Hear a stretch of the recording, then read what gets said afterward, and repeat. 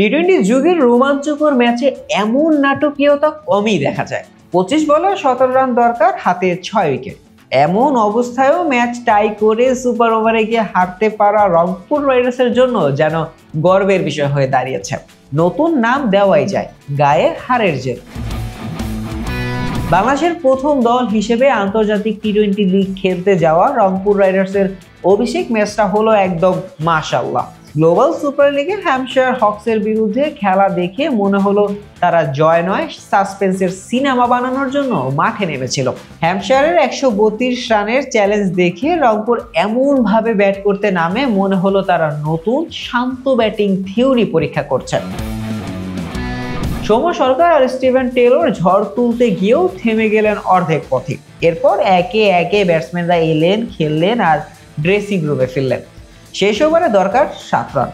Match যেত তো দূরে থাক, প্রথম 5 বলে মোটে 4 রান তুলতে পারলো। শেষ বলে 3 রানের সমীকরণে ম্যাচ টাই করলো।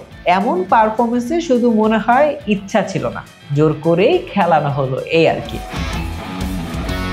সুপার ওভারে খুশদিন শাহ আর স্টিভেন টেলর কেবল একবার বাউন্ডারি মারলেন। তখনও মনে হচ্ছিল শুধু 12 রান, এবার তো কিছু হবে।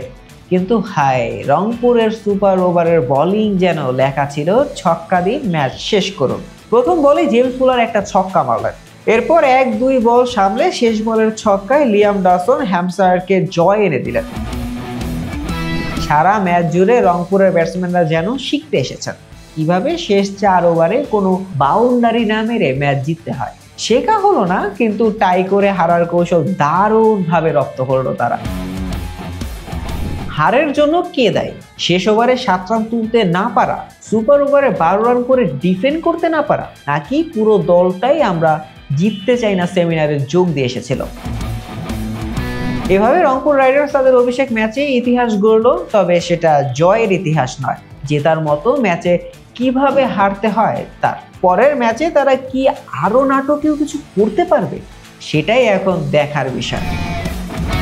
শাহরিয়ার আহমেদ জয়, ডেস্ক রিপোর্ট, আইকন স্পোর্টস।